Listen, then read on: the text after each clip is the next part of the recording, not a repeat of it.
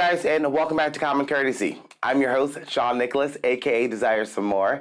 With me is my co-host, Courtney Harbo. Millions of us are being affected by COVID-19, aka coronavirus. Millions of us are unemployed at the moment, and a lot of us are experiencing losses of loved ones. But I like to focus on the positive, and someone who's out there putting a positive spin on things is a local and popular award-winning drag performer, Daphne Ferraro, with her show, Ferraro and Friends, a socially distant drag show. And here to speak more about that with us today is the show director herself, Daphne Ferraro. Daphne, how are you? Great. How are you doing, Shawn? I'm good. So let's get right into this. Ferraro and Friends, it's a socially distant drag show. Where did you get the inspiration for this? Because I noticed it's also a benefit as well for other performers. Yeah, I mean, the first week that we were all like quarantined and couldn't leave the house and I couldn't work at Enigma, I just kind of went into, I don't know, creative mode. Sometimes when I'm stressed out, I go right into this, like, what can I do? How can I heal? Like, when you see destruction, like, I just feel like I have to create and kind of offset some of that death and destruction by like creating something or doing something positive or trying to find the light when it's hard to find it. And I don't know, like I feel like there's so many people that come out and support me on a regular basis in St. Petersburg that it's my duty and my privilege, and my honor to perform every week in St. Petersburg. And those people are there for me every week, and I want to be there for them now. And there might not be a whole lot of options. Maybe Tiger King has lost its excitement. That's to watch.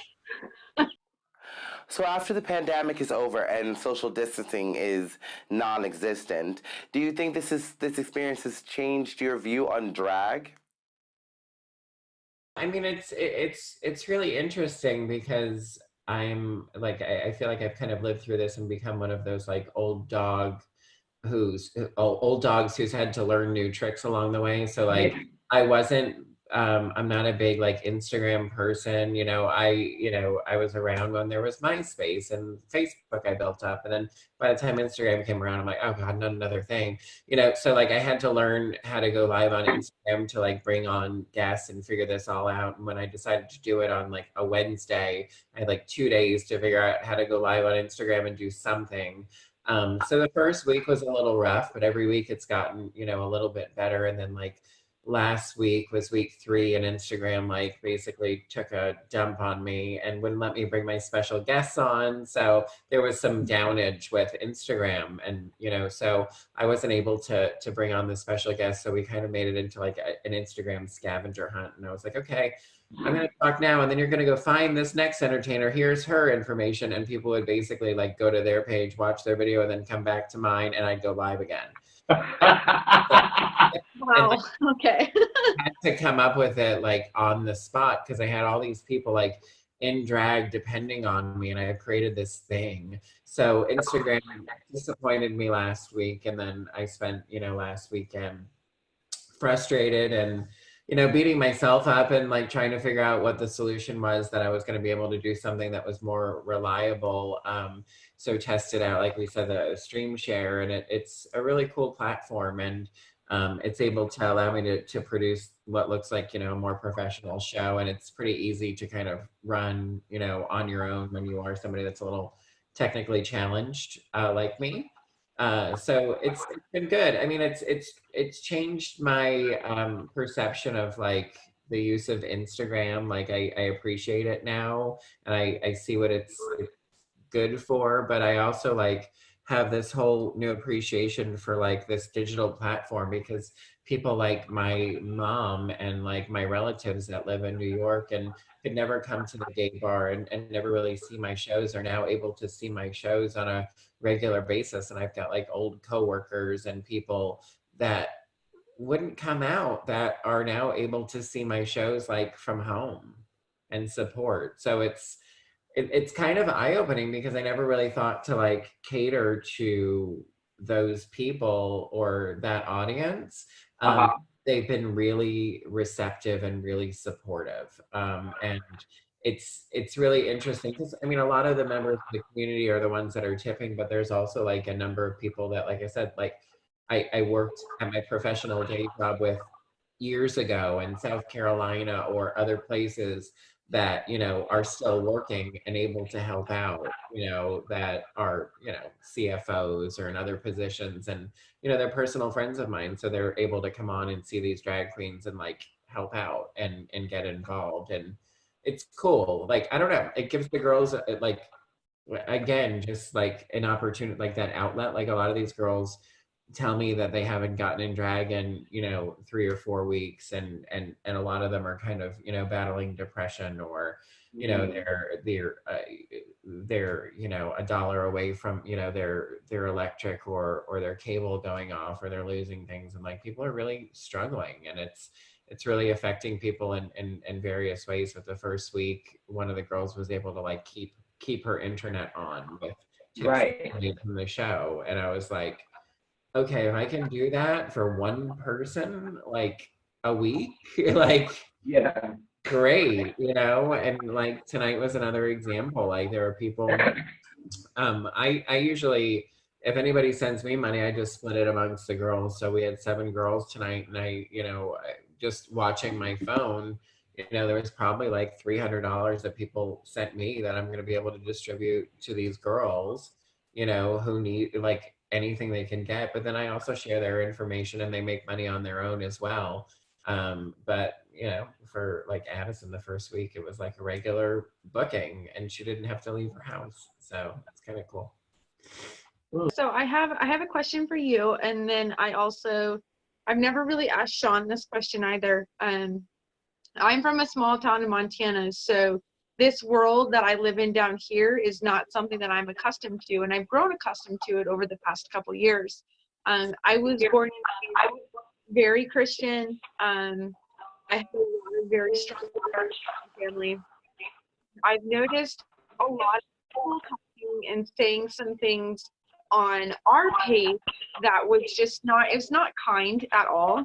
And so my question to you would be, is how to deal with the adversity of people to where it's different to people, but not necessarily wrong, but they may come at you in like such a harsh and demeaning way, and to where they may feel like it's wrong, whereas I don't feel like it's wrong. I feel like it's different, and I have my own beliefs. How do you come at people like that and still uphold your composure and like deal with those people? And what would you say back to them? And what would you like to say to those people who are just, I mean, they're mean, they're cruel to you? Like, how would you respond to that? I mean, I generally do my best not to give those people the time of day. However, you know, I typically would respond to somebody that uses their religion as a guise for discrimination or for hatred.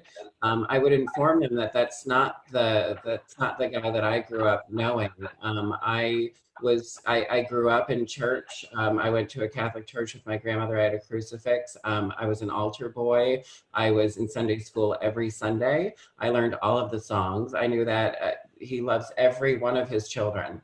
And that's the God that I have learned to love and believe in. And if somebody chooses to believe in something other than that, or chooses to use that as a disguise to hate somebody or judge somebody, that's on them. And I can't control it. And I've learned, you know, in my life, I'm an older drag queen, I'm, you know, 41 years old. You know, I've learned that you can't control the way that people treat you or the way that the things that people say to you. What you can control is the way that you react and the way that you respond.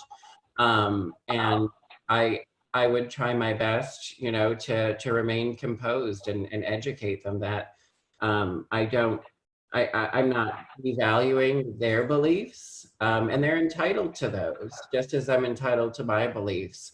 But we can agree to disagree and still be respectful to each other.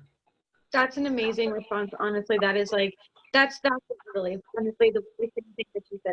I was born and raised with different beliefs, and now like my father was very strong in his beliefs, and he has since changed. But it's like the God that I know is God that loves everybody, and that's that's what I like. That's firmly what I believe. It doesn't matter. I mean, for me, everybody is a sinner. You love everybody the same. It doesn't matter what sin happens in greater. Sean and I have talked about that. And I love that your response is that you love a God who loves you back, and that nobody else can take that away from you. That's amazing. I like that response. I really do. Well, and I have to believe that I was created this way. Like everyone is created uniquely for a reason. We're all here for a reason. We all have a purpose in life. And I have to believe in that. And I have to believe that I was created this way because I have a purpose and I have something that I need to do. And I can't tell you the number of times I've done benefits, raised thousands of dollars for countries or for people in need.